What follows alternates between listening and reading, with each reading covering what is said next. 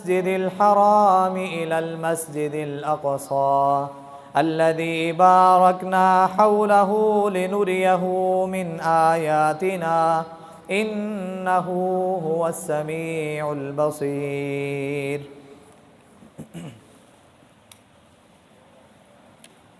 ہر قسم کی حمد و ثنا، بڑائی کے بریائی، رفعت و بلندی اس اللہ احکم الحاکمین کی ذات کے لیے ہے۔ وہ اللہ جو ہم سب کا خالق ہے، ہم سب کا مالک ہے، ہم سب کا رازق ہے، ہم سب کا داتا ہے، نفع نقصان کا مالک ہے، بگڑیاں بنانے والا ہے، موت و حیات کا مالک ہے، خوشی اور غمی کا مالک ہے۔ زمین سے آسمان تک اور آسمان سے لے کر زمین تک ہر چیز جس کے قبضہ قدرت میں ہے۔ دعا ہے کہ اللہ احکم الحاکمین ہمیں اس رب العالمین کے حقوق کو ادا کرنے کی توفیق عطا فرمائے، ہمیں اس رب کا فرما بردار بندہ بن کے اپنی زندگیوں کو گزارنے کی توفیق عطا فرمائے۔ بے شمار لا تعداد انگنت درود و سلام سید الاولین والآخرین، امام مجتبی، امام الرسل، خاتم الانبیاء، آمنہ کے لال، آقا دو جہاں، کائنات کے سردار جناب محمد الرسول اللہ صلی اللہ علیہ وآلہ وسلم کی ذات اقدس کے لیے، وہ نبی جو ہم سب کی رہبری کے لیے، رہنمائی کے لیے اس کائنات میں دوسرے نبیوں کی طرح سب سے آخری نبی بنا کر مبعوث کیے گئے۔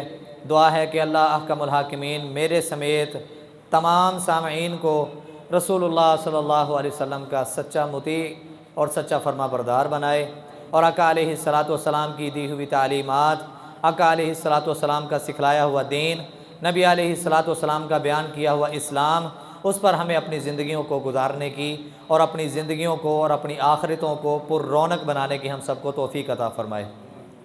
حضرات و سامعین، پچھلا جمعہ ہم نے سنا تھا رمضان المبارک کی تیاری کے حوالے سے، لیکن آج موضوع تھوڑا چینج ہے۔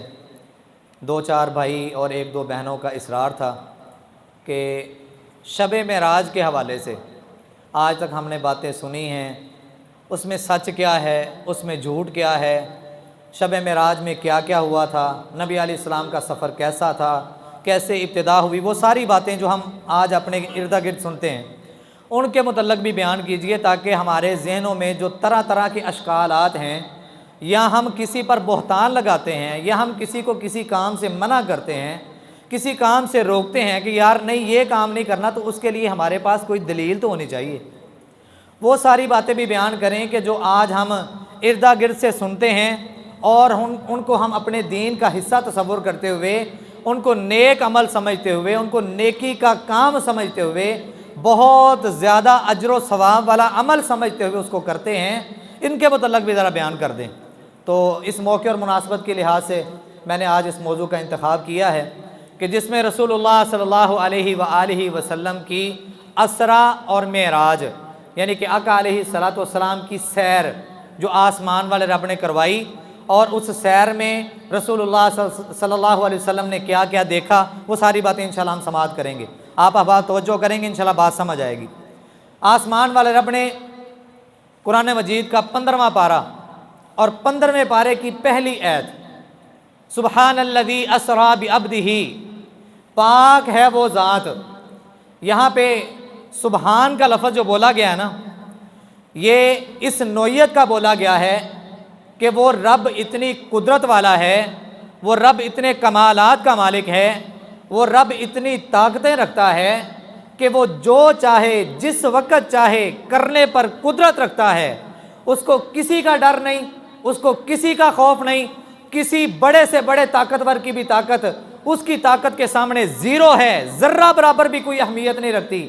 وہ رب کی طاقت لا ریب ہے، لا ریب طاقتوں والا رب، اس کے لیے یہاں پہ سبحان کا لفظ تاکید کے لیے بولا گیا ہے۔ تاکید کے لیے اس لیے بولا گیا کہ جو کام انسان کی سوچ سے بالا تر ہے، کہ جو انسان سوچ بھی نہیں سکتا، آسمان والے رب نے وہ کام کر دکھایا۔ وہ کام کیا ہے؟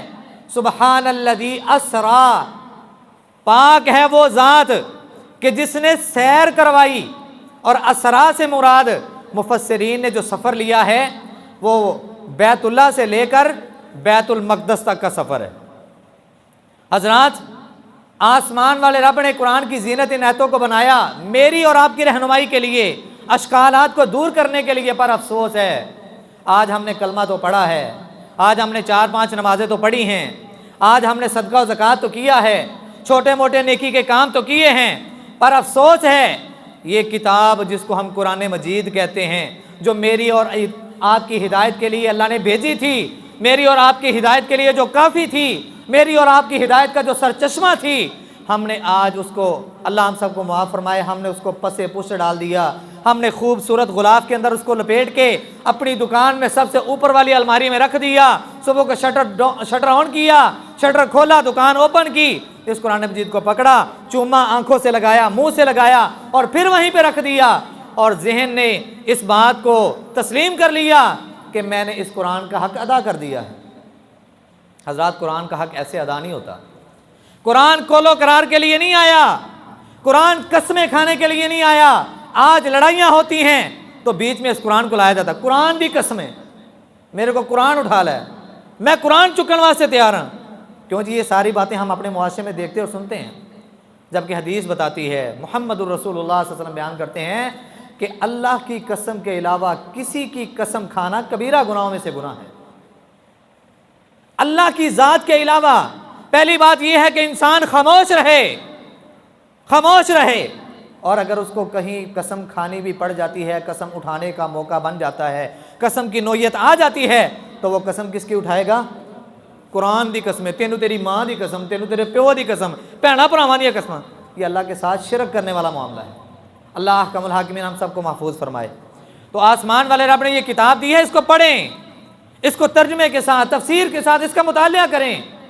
آپ کو اردا گرد جانے کی ضرورت نہیں ہے۔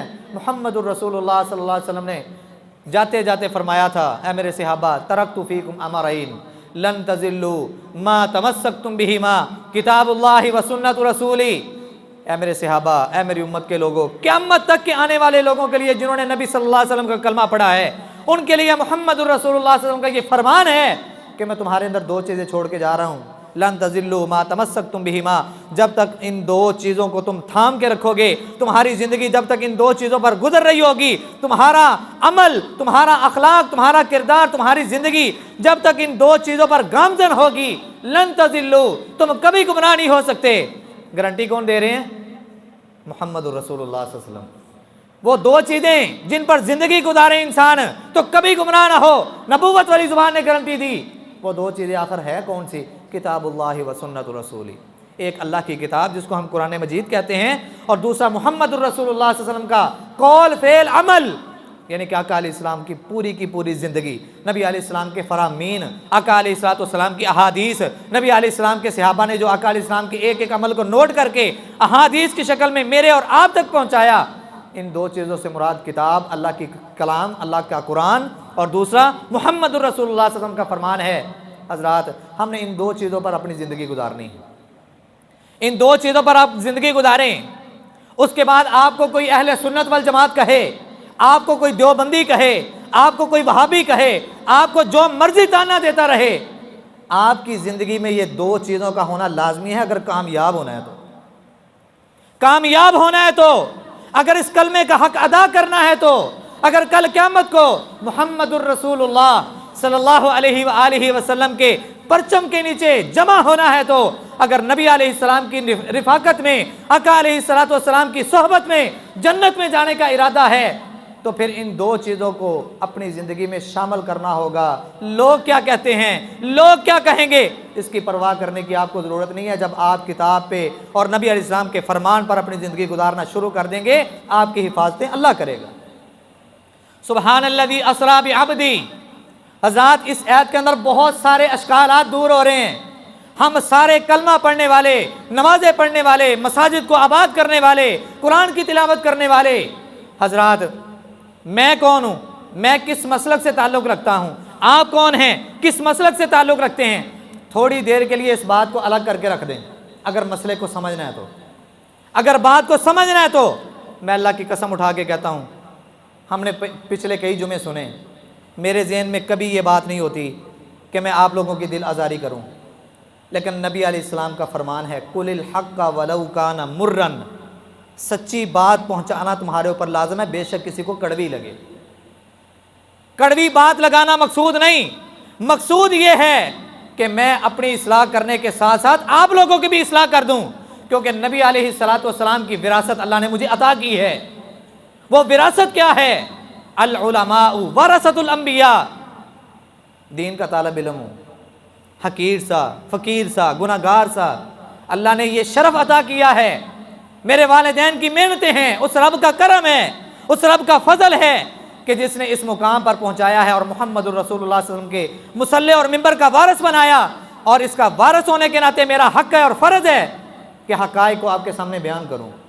آج ہمارے معاشرے کے اندر رسول اللہ صلی اللہ علیہ وسلم کی ذات کے حوالے سے، جہاں پہ معراج کے حوالے سے باتیں بیان کی جاتی ہیں، اور ہم اتنے عقل مند انسان ہیں، اتنے سمجھدار انسان ہیں، اللہ نے ہمیں عقل دی ہے، شعور دیا ہے، سینے میں دھڑکنے کے لیے دل ہے، یہ کھوپڑی بند کھوپڑی نہیں ہے، خالی کھوپڑی نہیں ہے، اس میں دماغ ہے۔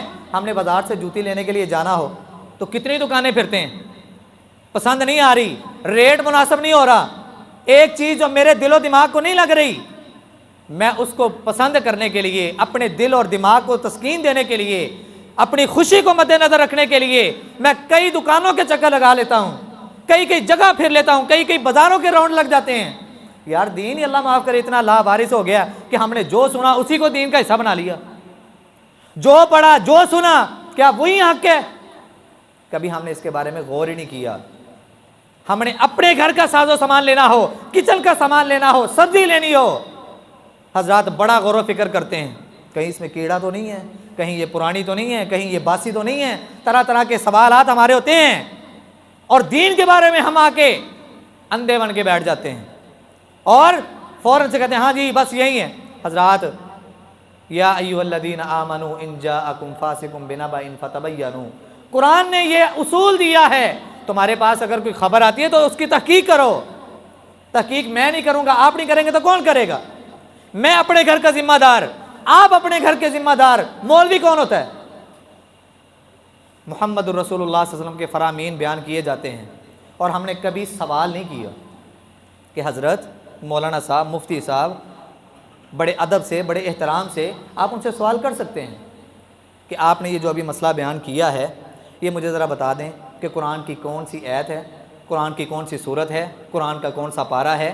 آپ نے حدیث بیان کی ہے نبی صلی اللہ علیہ وسلم کی ذخیرہ احادیث سے، یہ کون سی حدیث ہے، کس کتاب کے اندر مجھے ملے گی، اس کا ریفرنس نمبر دے دیں تاکہ میں خود جا کے مطالعہ کروں، اور خود نہیں میں اس کو پڑھوں، اس پر عمل کروں، اور اپنے ساتھ کئی سارے لوگوں کو بھی اس کی ترغیب دلاؤں۔ کیوں جی یہ کام کر سکتے ہیں کہ نہیں؟ کوئی مشکل ہے؟ لیکن ہم نے کرنا نہیں، کیونکہ یہ ٹھیکیداری تو ذمہ مولویاں دی ہے۔ حضرات ہم نے آج تک نبی علیہ الصلوۃ والسلام کے بارے میں سنا کہ نبی علیہ الصلوۃ والسلام نور ہیں۔ کیا ہیں؟ نور ہیں۔ معذرت کے ساتھ یہ ہمارے دو بزرگ بیٹھے ہیں، رسول اللہ صلی اللہ علیہ وسلم نے دوران خطبہ گوٹھ مار کے بیٹھنے سے منع فرمایا، یعنی کہ اپنے گھٹنوں کو پکڑ کے بیٹھنے سے منع فرمایا ہے۔ اللہ آپ کی زندگیوں میں برکت عطا فرمائے، اور اللہ تبارک تعالی ہم سب کو نبی علیہ السلام کی دی ہوئی تعلیمات پر اپنی زندگیاں گزارنے کی توفیق دے۔ نبی علیہ السلام کے بارے میں بیان کیا جاتا ہے کہ نبی علیہ السلام نور ہیں۔ میں بیان کروں جھوٹ ہو سکتا ہے، کوئی اور مولوی مفتی بیان کرے، کوئی اور مقرر بیان کرے، جھوٹ ہو سکتا ہے۔ ایمانداری سے بتائیے گا، جس کتاب کو میں اور آپ اپنے سینے کی ٹھنڈک سمجھتے ہیں، اپنی آنکھوں کا نور سمجھتے ہیں، جس کو پڑھنے سے ایک ایک حرف سے انسان کو بیماریوں سے شفا ملتی ہے، جس کو پڑھنے سے انسان کے دکھ دور ہوتے ہیں، کیا وہ کتاب جھوٹ بول سکتی ہے؟ جواب دیں مجھے۔ قرآن مجید کے کلام، قرآن مجید کے حروف جھوٹ بول سکتے ہیں؟ اور قرآن مجید کے حروف دراصل کلام کس کی ہے؟ اللہ کی کلام ہے۔ کیا اللہ نعوذ باللہ من ذالک اللہ جھوٹ بول سکتے ہیں؟ یار اللہ تو خود نبی علیہ السلام کو کہہ رہے ہیں کہ اے نبی صلی اللہ علیہ وسلم لعنت اللہ علی الکاذبین، اعلان کر دو جھوٹوں پر اللہ کی لعنت ہے۔ تو جب اللہ خود حکم دے رہے ہوں، کیا اللہ نعوذ باللہ جھوٹ بول سکتے ہیں؟ اللہ احکم الحاکمین کہتے ہیں سبحان الذی اسری بعبدہ، پاک ہے وہ ذات جس نے اپنے بندے کو سیر کروائی۔ کس کو سیر کروائی؟ اپنے بندے کو سیر کروائی۔ اور نبی علیہ الصلوۃ والسلام نے اسی آیت کو مد نظر رکھتے ہوئے ذرا مسئلے کو سمجھنے کی کوشش کیجئے کہ کیا نبی نور ہے یا بشر ہے؟ نبی نور ہے یا بشر ہے؟ حضرات سورۃ کہف جس کے متعلق محمد الرسول اللہ صلی اللہ علیہ وسلم فرماتے ہیں کہ جو بندہ ہر جمعے کو اس کو پڑھتا ہے آسمان والا رب اس کو دجال کے فتنے سے محفوظ رکھے گا۔ اس سورت کی آخری آیات قل انما انا بشر مثلکم، میں تمہارے جیسا بشر ہوں، میں تمہارے جیسا انسان ہوں۔ نبی علیہ السلام کی شادیاں ہوئی تھی کہ نہیں؟ نبی علیہ السلام کو دکھ تکلیفیں پہنچی تھی کہ نہیں؟ نبی علیہ السلام کو بخار ہوا تھا کہ نہیں؟ نبی علیہ السلام کی بیٹیاں آقا علیہ السلام کی زندگی میں فوت ہوئی ہیں کہ نہیں؟ آقا علیہ السلام کو وہ دکھ اور تکالیف پہنچائی گئی جو آج ہم سب کو بھی پہنچتی ہیں۔ قرآن کہہ رہا ہے اے نبی اعلان کر دو، کل اے نبی کہہ دیں انما انا بشر مثلکم، میں بھی تمہارے جیسا انسان ہوں۔ فرق کیا ہے؟ میں بھی انسان، محمد الرسول اللہ صلی اللہ علیہ وسلم بھی انسان، میں بھی بشر وہ بھی بشر۔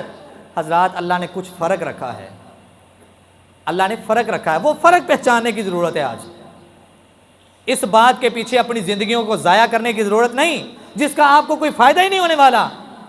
فرق اللہ نے قرآن کے اندر خود ہی بیان کر دیا کہ اے نبی ایک تو کہہ دو کہ میں تمہارے جیسا انسان ہوں، بشر ہوں، فرق صرف یہ ہے یوحا الیہ، تمہاری طرف وحی نہیں کی جاتی، میری طرف اللہ وحی کرتا ہے، یہ فرق ہے بس۔ انسانوں میں سب سے افضل ترین انسان محمد الرسول اللہ صلی اللہ علیہ وسلم کی ہستی ہیں، آقا علیہ السلام کی ذات اقدس ہے۔ حضرات نبی علیہ السلام نے ایک دن ظہر کی نماز پڑھائی۔ اس مسئلے کو سمجھانے کے لیے چھوٹی سی بات کرتا ہوں۔ نبی علیہ السلام نے ظہر کی نماز پڑھائی، آقا علیہ السلام نے 2 رکعت پڑھائی۔ ظہر کی رکعتیں کتنی ہوتی ہیں؟ 4۔ نبی علیہ السلام نے کتنی پڑھائی؟ 2 پڑھا کے آپ نے سلام پھیر دیا۔ کچھ کام تھا، آقا علیہ السلام اٹھ کے اپنے گھر چلے گئے۔ صحابہ کرام پریشان ہو گئے، آپس میں ایک دوسرے سے بات چیت کرنا شروع کر دی کہ یار یا تو لگتا ہے کہ نبی علیہ السلام بھول گئے ہیں یا نماز کم ہو گئی ہے۔ وحی کا دور تھا، وحی چل رہی تھی، وحی کا زمانہ تھا، صحابہ کرام آپس میں باتیں کر رہے ہیں، یا تو نماز کم ہو گئی ہے یا نبی علیہ السلام بھول گئے۔ کسی صحابی کے اندر اتنی جرت نہیں تھی، ہمت نہیں تھی، جگرا ساتھ نہیں دیتا تھا کہ نبی علیہ السلام سے جا کے بات ہی کر لیں، پوچھ ہی لیں۔ قصہ مختصر، ایک صحابی جس کے ہاتھ لمبے لمبے اور صحابہ کرام اس کو ذوالیدین کہا کرتے تھے۔ صحابہ کرام کہتے ہیں اے ذوالیدین جا نبی علیہ السلام سے جا کے پوچھ کے آ۔ ذوالیدین گئے رضی اللہ تعالی عنہ، اللہ ان کی قبر پر کروڑوں رحمت نازل فرمائے۔ تمام صحابہ کی قبروں کو اللہ اپنے نور سے منور کرے، ان سب کو اللہ جنت میں جو اللہ نے ان سے وعدے کیے ہیں ان کے مطابق اس سے کہیں زیادہ اللہ ان کو جنت میں اعلیٰ مقام عطا فرمائے، اور ہم سب کو ان کے نقش قدم پر چلنے کی توفیق عطا فرمائے۔ ذوالیدین رضی اللہ تعالیٰ عنہ گئے، جا کے نبی علیہ السلام کے گھر کا دروازہ کھٹکھٹایا گیا، نبی علیہ السلام باہر آئے۔ صحابی کہتے ہیں اللہ کے نبی صلی اللہ علیہ وسلم اکثرت الصلاۃ ام نسیہ، کیا نماز کم ہو گئی ہے یا آپ بھول گئے ہیں؟ نبی علیہ السلام کہتے ہیں کیا مجھے سمجھ نہیں آئی آپ کی بات کی، کہنا کیا چاہ رہے ہیں؟ کہتے ہیں اللہ کے نبی صلی اللہ علیہ وسلم آپ نے 2 رکعت پڑھائی ہیں جبکہ 4 رکعت پڑھانی تھی، یا تو نماز کم ہو گئی ہے ہم سوچ رہے ہیں یا پھر آپ بھول گئے ہیں۔ نبی علیہ السلام کہہ رہے ہیں کہ نہ میں بھولا ہوں نہ نماز کم ہوئی ہے۔ کنفرم کرنے کے لیے اسی صحابی کے ساتھ مسجد کے اندر آ گئے، صحابہ کرام سے آ کے پوچھا میں نے کتنی رکعت پڑھائی ہیں؟ صحابہ کرام کہتے ہیں اللہ کے نبی صلی اللہ علیہ وسلم آپ نے 2 رکعت پڑھائی ہیں۔ نبی علیہ السلام مصلی رسول پہ آئے، آپ نے 2 رکعت پڑھائیں اور سلام پھیرنے سے پہلے سجدہ سہو کیا۔ سجدہ سہو اس صورت میں کیا جاتا ہے کہ جب آپ کے نماز کے ارکان میں سے کوئی رکن رہ جائے، اس صورت میں سجدہ سہو کیا جاتا ہے۔ محمد الرسول اللہ صلی اللہ علیہ وسلم نے 2 رکعت پڑھائیں، تشہد سارا پڑھا، سلام پھیرنے سے پہلے آپ نے سجدہ سہو کیے، 2 سجدے کیے، سلام پھیر دیا، اپنا چہرہ انور صحابہ اکرام کی طرف پھیرا اور فرمایا اے میرے صحابہ انما انا بشر مثلکم انسا کما تنسون، اے میرے صحابہ میں بھی تمہارے جیسا انسان ہوں، جس طرح تم بھول جاتے ہو میں بھی بھول گیا ہوں۔ میری بات پہ یقین نہیں تو کم از کم جس نبی کا کلمہ پڑھا ہے اس کی بات پہ تو یقین ہونا ہی چاہیے نا۔ اور قرآن کہہ رہا ہے سبحان الذی اسری بعبدہ، پاک ہے وہ ذات کہ جس نے اپنے بندے کو سیر کروائی، لیلا من المسجد الحرام الی المسجد الاقصی، راتوں رات مسجد حرام یعنی کہ بیت اللہ سے مسجد اقصی تک۔ حضرات نبی علیہ السلام کا یہ جو سفر ہے 1 رات کا، اس کے بارے میں کفار مکہ، مشرکین مکہ، منافقین مکہ وہ نبی علیہ السلام کی اس بات کو ماننے کے لیے تیار نہیں تھے کہ یار آج ہم یہاں سے نکلیں، بیت الحرام سے، مکہ مکرمہ سے نکلیں اور بیت المقدس ہم نے جانا ہو، 40 راتوں کا سفر ہے، 40 راتوں کا سفر تو ایک رات میں کیسے کر کے آ گیا؟ آسمان والے رب نے یہاں پہ جو سبحان کا لفظ بولا، جس طرح ہم نے پہلے سنا کہ آسمان والے رب نے اس موقع پر وہ کمال کر کے دکھایا کہ جہاں پہ انسان کی سوچ کی بات ہو جاتی ہے، اس کی سوچ کی انتہا، سوچ کی بس ہو جاتی ہے، آسمان والے رب نے وہ کام کر دکھایا۔ اور مسجد اقصیٰ، اس کی فضیلت میں بھی بیان فرمایا الذی بارکنا حولہ، یہ وہ مسجد اقصیٰ ہے کہ جس کا اردا گرد بھی اللہ نے برکت والا بنایا۔ نبی علیہ السلام مدینے میں ہجرت کر کے آئے اور کئی مہینوں تک نبی علیہ السلام بیت المقدس کی طرف منہ کر کے نماز پڑھتے رہے جو ہمارا قبلہ اول ہے۔ آج یہودیوں کے گھیرے میں ہے، آج یہودیوں نے انتہا پسندی کی حد کر دی، مسلمانوں کا وہاں پہ جانا بند ہے، مسلمانوں کو وہاں پہ عبادت کرنا بند ہے، اور جو جاتا ہے پکڑا جاتا ہے یا مارا جاتا ہے۔ سارے دعا کریں اللہ ہمارے قبلہ اول کو ایسے منافقوں اور یہودیوں اور کافروں سے آزاد کر دے، اور ہمیں ان کی حرمتوں کو پہچاننے کی توفیق عطا فرما دے۔ حضرات نبی علیہ السلام کی معراج کے متعلق امام طحاوی رحمت اللہ علیہ رحمتاً واسعہ بیان کرتے ہیں والمعراج حق، نبی علیہ السلام کا معراج کا سفر حق ہے۔ حضرات یہاں پہ کچھ باتیں بیان کرنے والی ہیں، لیکن آپ احباب کی توجہ کی ضرورت ہے۔ کوئی بریلوی مسلک سے، کوئی اہل حدیث مسلک سے، کوئی دیوبندی مسلک سے، کوئی جماعت اسلامی، کوئی تنظیم اسلامی، مطلب ہمارے ہاں جتنی بھی مسالک پائے جاتے ہیں، کسی بھی مسالک کے مفتی، مولوی، قاری، مقرر، کسی کو اس بات پر اختلاف نہیں ہے کہ نبی صلی اللہ علیہ وسلم کو معراج نہیں کروائی گئی، بلکہ سب اس بات پر متفق ہیں کہ آقا علیہ السلام کو معراج، بولو تو صحیح، آقا علیہ السلام کو معراج کروائی گئی۔ ہم سب الحمدللہ اس بات پر متفق ہیں، اور بے شمار احادیث اس بارے میں ہیں، قرآن کی یہ آیت اس بات کا ثبوت ہے، اور جو کوئی نہیں مانے گا پھر وہ اپنا حساب لگا لے کہ جس نے قرآن کے ایک حرف کا انکار کیا، جس نے محمد الرسول اللہ صلی اللہ علیہ وسلم کی زندگی کا انکار کیا، آقا علیہ السلام کی زندگی کے سب سے بڑے معجزے کا انکار کیا۔ نبی علیہ السلام کو اللہ نے مختلف معجزے عطا کیے تھے نا، اور ان سارے معجزات میں سے جو سب سے بڑا معجزہ وہ اسراء و معراج ہے، آسمانوں کی سیر، بیت المقدس کی سیر، جنت کو دکھایا جانا اور جہنم کا دکھایا جانا۔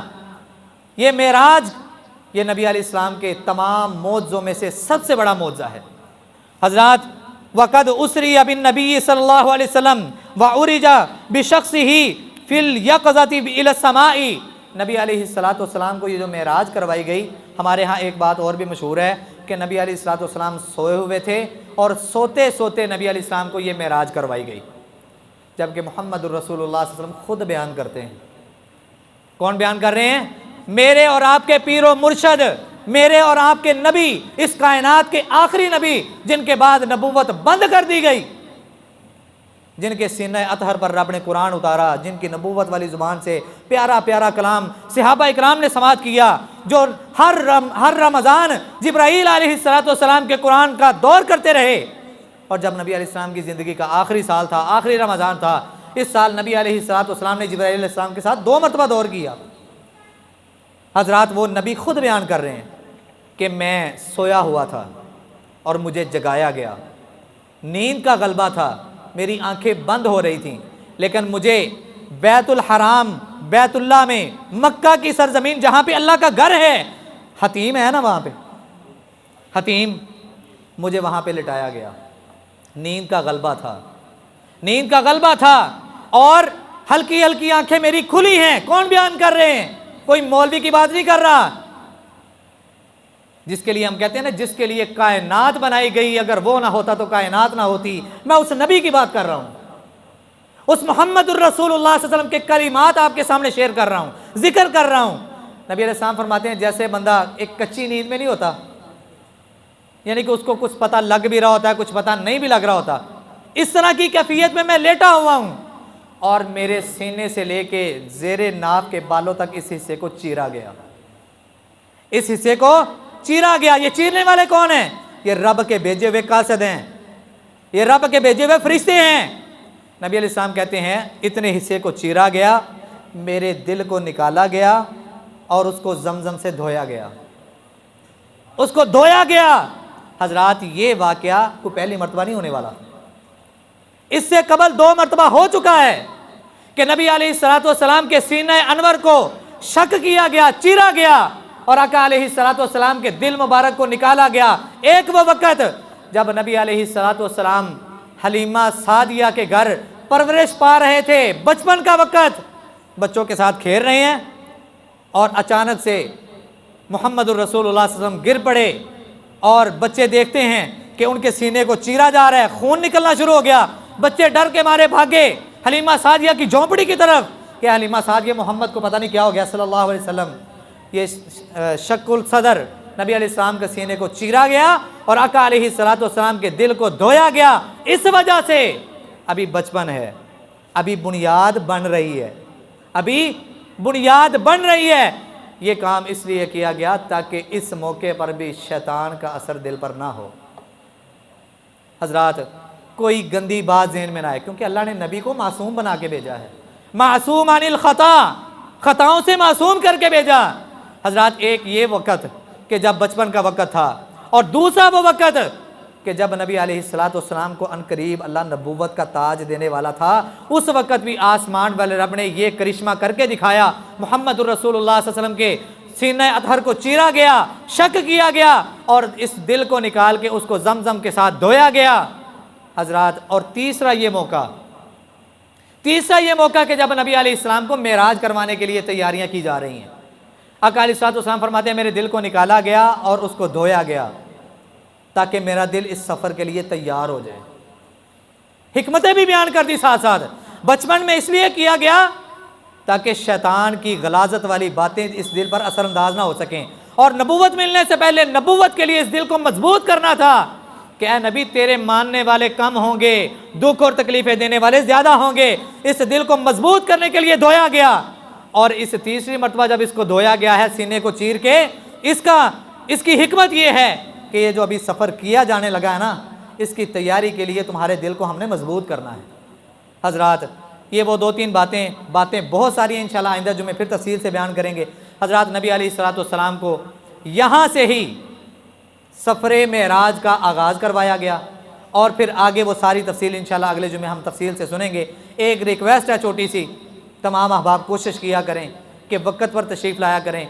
मैं और आप सारे इस बात का नारा लगाने के लिए तैयार हैं। अगर मैं सवाल करूं कि क्या हम सब नबी सल्लल्लाहु अलैहि वसल्लम से मोहब्बत करते हैं कि नहीं, तो यकीनन हर कोई कहेगा कि हमें नबी सल्लल्लाहु अलैहि वसल्लम से बहुत ज़्यादा मोहब्बत है और होनी भी चाहिए। अगर उस नबी से मोहब्बत नहीं तो हमारा ईमान ही नामुकम्मल है। और नबी से मोहब्बत का सबूत इस अंदाज में भी दिया करें। आका अलैहिस्सलाम ने फरमाया कि जब ख़तीब खुतबा देने के लिए मिंबर पर आ जाता है, आसमान से वो आए हुए फरिश्ते जिनकी रब ने ये ड्यूटियाँ लगाई होती हैं कि जाओ जाके उन लोगों का नाम लिख के लेके आओ जो आज जुम्मा पढ़ने के लिए, जुमे का हक अदा करने के लिए आए थे। नबी अलैहिस्सलाम फरमाते हैं कि जब ख़तीब खुतबा देने के लिए मिंबर पर आ जाता है, वो फरिश्ते दरवाजे को छोड़ के अपने रजिस्टरों को बंद करके वो भी आके सफ़ों में आके बैठ जाते हैं। उसके बाद आने वाले जितने भी लोग हैं उनका जुमे वाली लिस्ट में नाम शामिल नहीं किया जाता, उनको सिर्फ नमाज का अजर मिलता है। तो गौर कीजिए आज कितने ही मेरे दोस्त अहबाब और भाई के जो आज इस जुमे वाले अजर से महरूम कर दिए जाएंगे। दुआ है अल्लाह अहकामुल हाकिमीन हम सब के अजरों को महफूज कर ले, और अजरों को महफूज करने के लिए हमें जो शरीयत ने टाइम की पाबंदी बताई है उस पर हमें पाबंदी करने के अल्लाह हम सबको तौफीक अता फरमाए। आखिर दावाना अनिल हम्दुलिल्लाहि रब्बिल आलमीन।